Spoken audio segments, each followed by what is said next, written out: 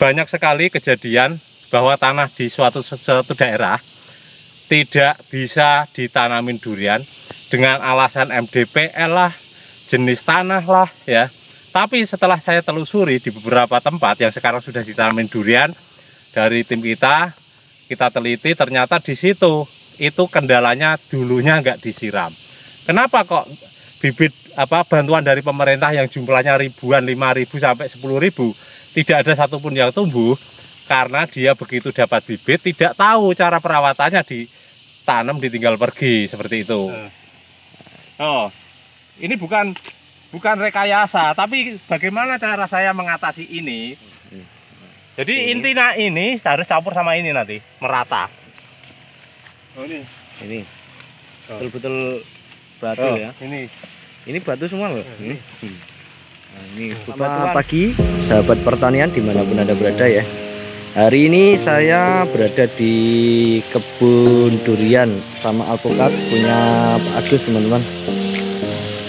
Saya heran di lahan ini ya teman-teman.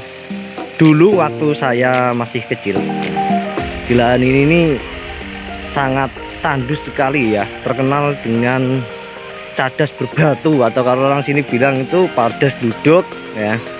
Tapi setelah sekian tahun ndak kesini, ya ini saya kesini nih. Nah, saya melihat ada perubahannya sangat signifikan sekali ya. Nah, tanaman di sini subur-subur. Artinya Pak Agus ini sudah menemukan formula atau resepnya ya supaya merubah dari lahan yang dulunya cadas berbatu, nah sekarang menjadi subur teman-teman ya.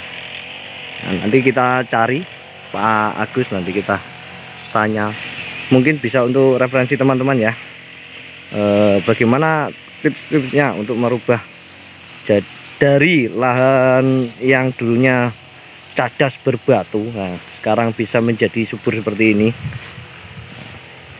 Pak Agus di sana. Tadi saya udah keliling cari-cari Pak Agus. Nah, ternyata berada di sini ini.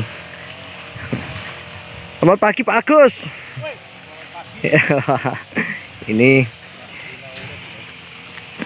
Ini loh Pak Agus. Saya heran Pak Agus ini. Di sini nih dulu waktu saya kecil ini terkenal lahan yang cadas berbatu dan susah ditanami apapun. Nah sekarang ini kok sudah jadi lahan subur seperti ini. Ini tipsnya seperti apa Pak Agus? Ini ternyata tanah yang cadas mengandung cadas itu Mas ya. Mungkin dia cadas-cadas tertentu ya. Karena memang di sini cadasnya kan saya lihat ya bener dia keras saat musim kemarau, tapi saat musim penghujan kok ini kayaknya masih bisa digemburkan. Maka dari itu saya dulu pernah membuat video saya di sini itu ya. Itu sekitar 2 tahun yang lalu lah, 2 tahun lebih sedikit lah. Itu kan bisa teman-teman lihat ya, itu di sini itu sewadas benar-benar keras. Makanya saya beli tanah ini itu ya, jatuhnya kan saya bilang itu lebih murah daripada keramik kamar mandi yang paling murah. Karena 1 meternya itu saya hitung 25.000. 25.000. Dan ini ternyata ini pun alpukat ya, ini alpukat Mas, bisa dilihat ya. Oh, ini iya. kan baru 2 tahun juga ini bareng ya, 2 tahunnya kan Februari kemarin. Udah berbunga. Ini udah berbunga kayak gini, banyak bunganya. Dan ini kadang kan ada yang ngomong kalau Pak Agus didukung tanah yang subur. Memang kebanyakan lahan di sini itu memang lahan subur, tapi kita juga perlu mencoba lahan yang gersang, lahan yang mati. Bagaimana mungkin lahan yang mati itu, istilahnya lahan yang tidak subur, yang gersang itu bisa ditanami. Mungkin dari Mas Mariono, dari Mana Wong Tani ya, itu kan tahu di sini dulu kan tempat bermain waktu kecil. Mungkin dia sepantaran saya, sepantaran di bawah saya. Iya. Ini kan gersang ya, gersang sekali. Dan di sini ditanamin singkong aja mendip-mendip. Yang tumbuh itu rumput yang tinggi-tinggi itu loh Pak Agus. Ini ya, ini saya kasih lihat. Ini ya, ini kalau kita sudah olah, nanti kita kasih tahu caranya, rahasianya bagaimana. Ini kita lihat yang di sini yang masih punya orang, yang dulu waktu saya beli juga di sini gersang, maksudnya tanamannya malah sengon. Nah ini juga ini, kalau mangga memang mudah ya ditanam, jati itu mudah ditanam cadas pun. Tapi kita sekarang ngomongnya bukan jati, bukan mangga, durian loh. Durian. Saya pertama aja ragu waktu itu mau mangga red ivory, tapi cari bibitnya waktu itu masih mahal, terus alpukat apa durian. durian lah, coba-coba. Kalau mati ya saya ganti. Pertama sempat kering-kering loh, Mas. Lihat. Oh. Ya tahu ya. Ini ya. Ini keras sekali Ya, ini. tapi kan ini kalau masih habis musim hujan. Saya waktu itu saya punya pemikiran bahwa di saat musim hujan ini nanti bisa digemburkan. Kan di sini ada lapisan tanah sekitar mungkin kurang lebih ya masih ada kandungan tanahnya lah. Walaupun ini juga cadas, juga mengandung cadas seperti Bercampur tanah ya. tapi kan masih ada tanah. Jadi saya punya, wah ini saya perlu coba ini. Walaupun ini ke dalam sekitar 10 cm. Itu sudah cadas. Sudah cadas. Betul-betul cadas ini. Bener-bener cadas maksudnya. Bener-bener cadas. Cadas ya. Terus caranya bagaimana? Ini dulu gini Mas. Ini loh ya, ini yang sudah punya saya. Pertama saya juga tidak yakin ini loh. Ini loh. Nah, bentuk tanahnya seperti ini. Ini ya cadas hitam merah kayak gini loh ya.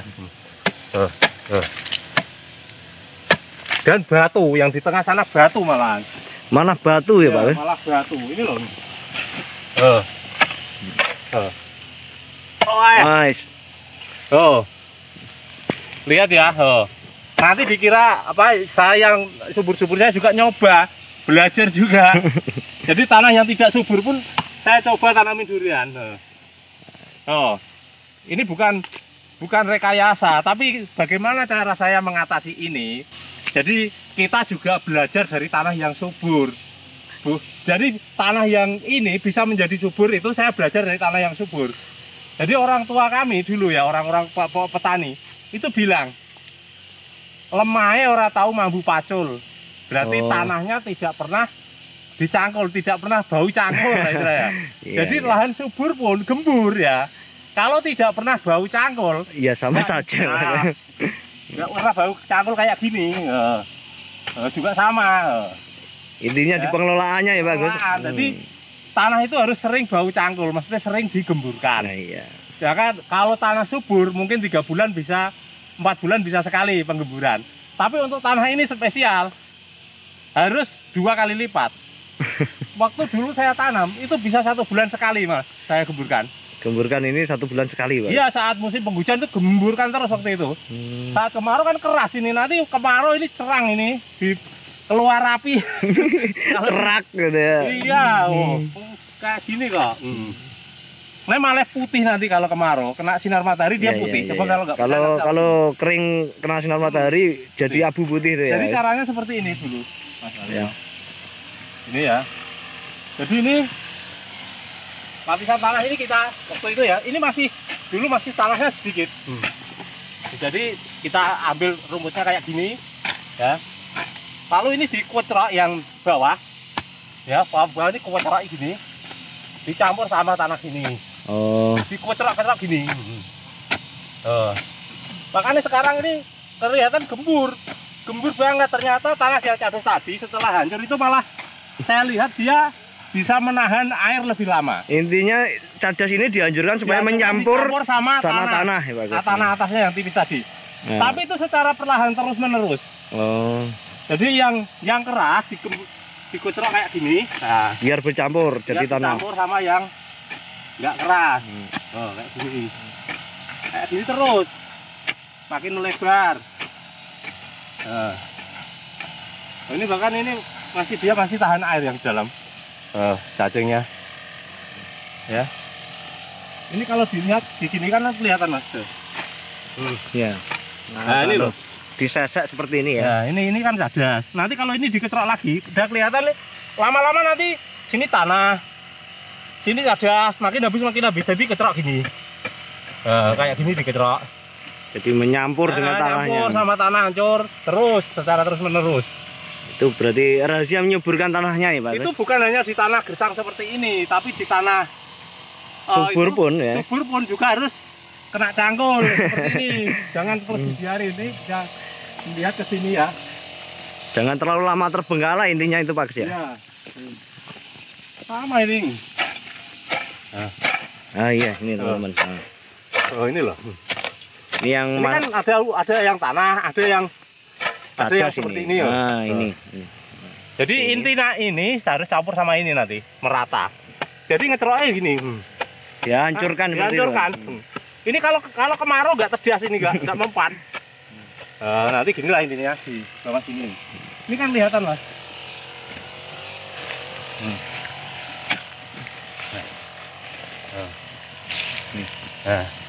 Nah ini harus sabar. Ini loh. Ya teman-teman. Ini bentuk tanahnya seperti ini. Ini udah gembur banget ini. Udah gembur Dulu ini kan ya. waktu saya mungkin bisa dilihat lah menanam durian di tanah cadas berbatu itu loh, di video saya juga ada. Di channelnya Pak Agus ada ya. Terus yang ngeri lagi sini mas, ngeri sini. Kalau yang atas itu tadi kelihatannya malah batu, betul-betul batu itu Pak Agus. Ngeri itu. Cangkul ini sampai peletot semua. Jadi itu ya teman-teman. Intinya menyampur antara batu kapur ini Oh, ini bukan batu cadas, kalau ini kalau meletot ini betul-betul nanti cangkulnya. batu Cari campur seperti ini. Ini ngeri yang sini mas. Ini. Ini. ini betul-betul batu ya. Ini batu semua loh. Ini. Nah, ini bebatuan. Cuma ini tertutup rumput teman-teman. Ini ke sana. Nah itu batu, itu tumpukan batu semua itu ke atas. Jadi semuanya ini ke sana batu. Ini Ini campur kerikil-kerikil batu ini. Jadi kalau kita bicara masalah tanah di sini itu tanah subur, memang di kebanyakan di lahan saya yang lain itu didukung tanah subur. Tapi itu tadi tanah subur tanpa pengolahan yang benar, Pengolahan yang tepat ya Pak. pengolahan yang tepat, dia juga akan lengket mas. Karena apa? Tanah itu kalau nggak bau cangkul, lengket biarpun tanah subur. Itu loh kita bersihkan, nanti kita kocerok lagi gitu. Nah ini Bisa dilihat di sana, subur-subur pengolahan sekali di sana. ini Pak.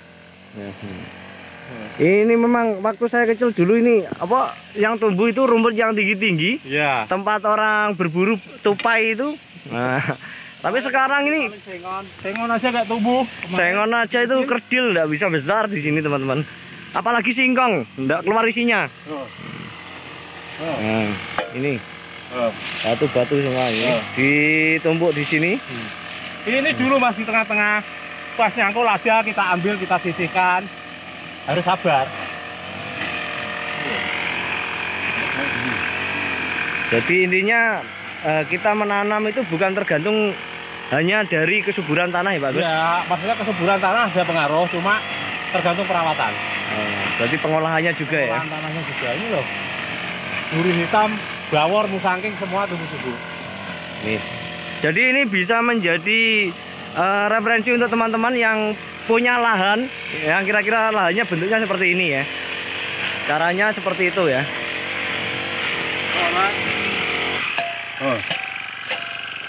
Nah, ini memang padat, Ini keras ini. Keras ini. Ada yang keras gini. Kalau yang sudah nggak bisa dihancurkan ini ya ada. Tapi nanti tepinya tetap bisa. Ini sedikit-sedikit bisa. Ya harus sedikit-sedikit. Jadi nyampur antara tanah ini kan akhirnya nyampur. Ini ada sebagian tanah, sebagian cadas kayak gini. Iya. Ya. Ini kalau cadasnya hancur Nanti kan nyampur. ketok gini. Ini loh. Nah, ini keras ini. Ada yang keras, ada yang gembur. Campur gini terus. Nah, kalau dicampur jadinya seperti ini, campuran seperti ini. Dan nanti kalau ini sudah kena pupuk ya, Nah, dicangkul lagi. Yang ini mungkin segini, nanti kena cangkul lagi tinggal segini. kena matahari. Nah, akhirnya hancur. Dia setelah hancur ternyata jadi tanah merah juga. Bagus. Dan satu lagi, orang itu dulu ya, sebelum petani-petani sekarang, itu dia setelah tanam, ditancapkan ke tanah, tidak disiram. Itu juga akan mati teman-teman. Jadi yang paling utama tadi, selain pengolahan tanah, juga penyiraman penting. Banyak sekali kejadian bahwa tanah di suatu daerah tidak bisa ditanamin durian dengan alasan MDPL lah, jenis tanah lah ya. Tapi setelah saya telusuri di beberapa tempat yang sekarang sudah ditanamin durian dari tim kita teliti, ternyata di situ itu kendalanya dulunya nggak disiram. Kenapa kok bibit bantuan dari pemerintah yang jumlahnya ribuan, 5.000 sampai 10.000 tidak ada satupun yang tumbuh? karena dia begitu dapat bibit tidak tahu cara perawatannya, ditanam ditinggal pergi seperti itu. Jadi tidak melulu tergantung dari kualitas bibitnya ya Pak Agus? Tidak, kalau kualitas bibit kan sudah bisa dilihat.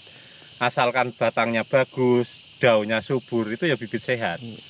Gitu. Jadi kalau dari pemerintah itu sebenarnya, biarpun dia ukurannya kecil, tapi sebenarnya saya lihat 1 meter itu sudah layak tanam, sudah siap tanam. Jadi kenapa mungkin orang karena itu bibit bantuan, asal diterima, ditancapkan di itu, ditinggal pergi gitu loh. Seperti itu. Proses pencukuran ya teman-teman. Jadi untuk rumputnya nanti dibersihkan, dicukur seperti ini. Nah, setelah rumputnya bersih nanti baru dilakukan penggemburan. Ya, penggemburan seperti ini. Jadi penggemburan setelah dicukur. Sama Bang Radi sedang mencukur.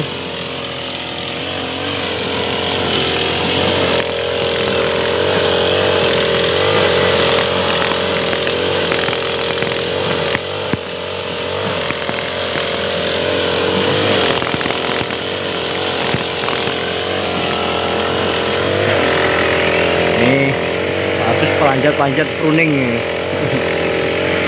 Ini pohon durian duri hitam.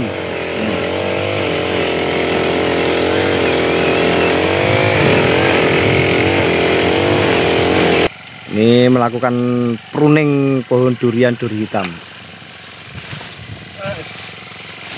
Mas, entres banyak Mas.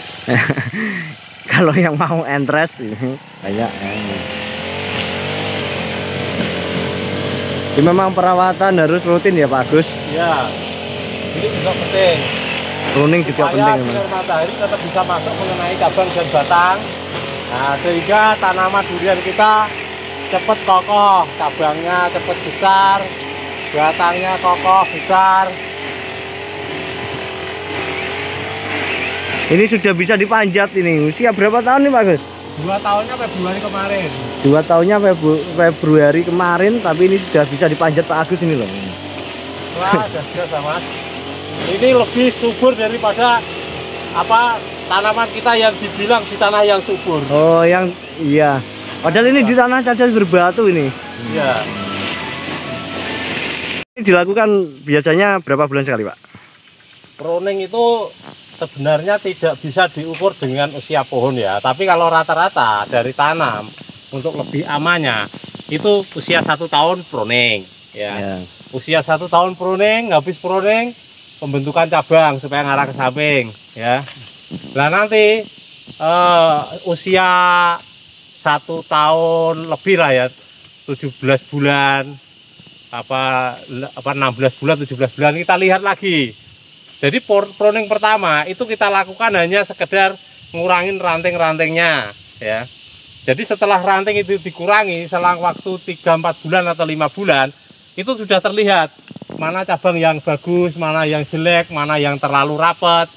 Nah, udah sehat lagi. Nah, itu baru dipotongin cabangnya. Dipotongin cabangnya seperti ini. Ini kan beberapa bulan yang lalu kita potongin di usia 15 bulan kalau enggak 16 bulan ini.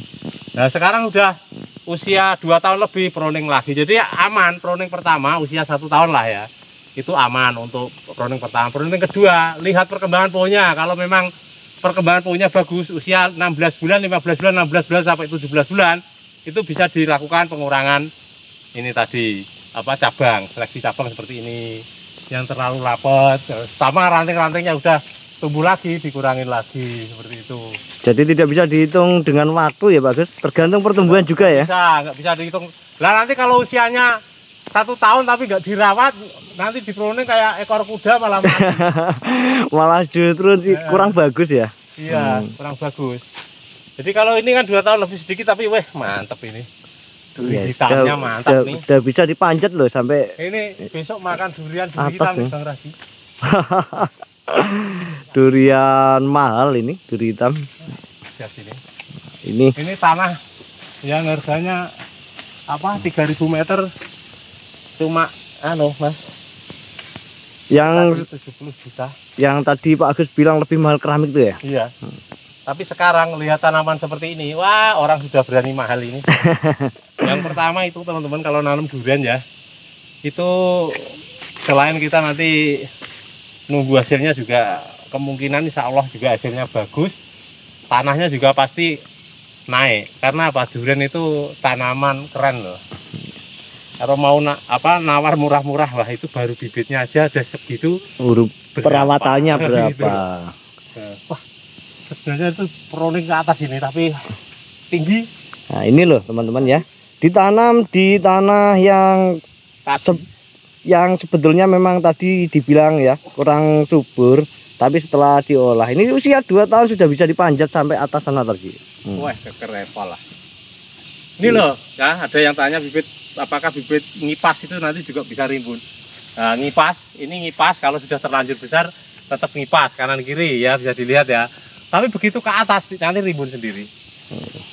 Iya. Ada yang tanya ngipas sama, kalau kita bicara bibit tadi namanya orang jualan itu menuhin permintaan pembeli. Jadi pembeli mintanya rimbun, kita harus bisa bikin bibit yang rimbun.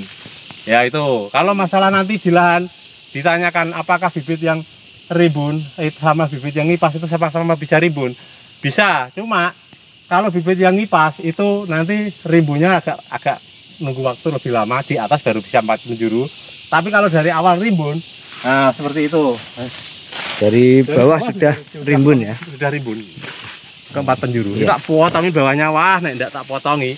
Gondrong ini. Gondrong semua ini ya. Gondrong semua. Malah ngiler nanti. Oh, ini loh ya. Kita itu petaninya itu belajar dari petani-petani dulu. Jadi dulu itu kalau ada ya tanah yang kurus, tanah yang ditanamin katanya pelit. Ada kan orang bilang itu tanah situ jangan dibeli, tanahnya pelit, pawetunya sedikit. Pawetu itu ketika ditanamin hasilnya sedikit. Itu sudah saya buktikan berkali-kali. Jadi saya pernah beli tanah yang sekarang duriannya 4 tahun itu ya.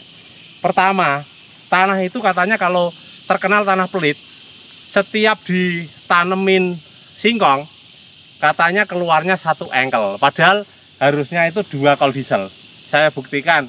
Saya tanam dengan tanam singkong dengan jarak 1,10 meter. Saya tanam dengan jarak 1,10 meter, saya cangkul 2 kali, penggemburan 2 kali, pemupukan 2 kali waktu itu. 2 red sama 1 engkel. Orang-orang ini mana yang pelit? Orangnya yang pelit nggak mau. Gitu. Kembali ke judul tadi, pengolahan tanahnya. Pokoknya tanah itu kalau gembur ditanamin yang bagus. Tapi kalau tanah nggak pernah mambu cangkul, nggak pernah bau cangkul, tanyakan itu loh Pak RT yang gano. Tanahnya rata tahu ngambu cacul kok, kan lemu gitu. Pak RT. Tapi Pak RT ini main cangkul loh. Ini kuno loh, itu tanyain loh. Pasti tanah itu harus bau cangkul. Iyalah. Oh itu. Iya. Ini ada duriannya yang berbuah. Durian gundul itu. Durian gundul. Nangka itu berbuah. Nah ini Pak RT ini lagi menggemburkan tanah di bawah pohon durian ini. Tadi digemburkan, ini loh Mas, lihat loh. Gemburkan kayak gini. Ini proses penggemburannya. Oh ini loh. Jadi dari sini gembur. Nah ini nanti ya kena panas kan. Jadi yang sudah dicampur ini cadas sama sama tanahnya seperti ini kan udah nyampur. Dan nanti kena panas, ini nanti mengeras lalu hancur. Ya kena siram, ini keras nanti. Kemarau disiram hancur. Nyampur lagi. Rumput ini dibersihkan lagi, dimasukkan ke sini. Ya. Rumputnya disesek, masukkan ke sini. Tanah sini dibuat nguruk lagi. Jadi gembur nanti. Jadi humus lagi. Ya, itu namanya disilep. Disilep kalau orang Jawa bilang ya.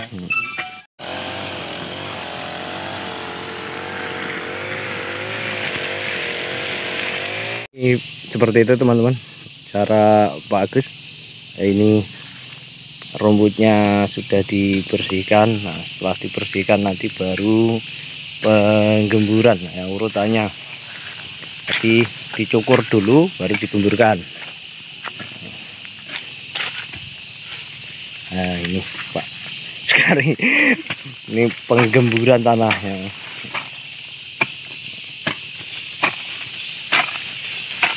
Nanti tanah cadasnya dihancurkan supaya bercampur dengan tanah ini, dan setelah hancur nanti lama-lama jadi tanah bercampur seperti ini ya. Itu berarti cara Pak Agus menyuburkan tanah, merubah dari tanah cadas berbatu menjadi tanah yang subur ya teman-teman. Ini subur semua. Oke, demikian, terima kasih teman-teman yang sudah menonton video ini. Salam sehat, salam bertani.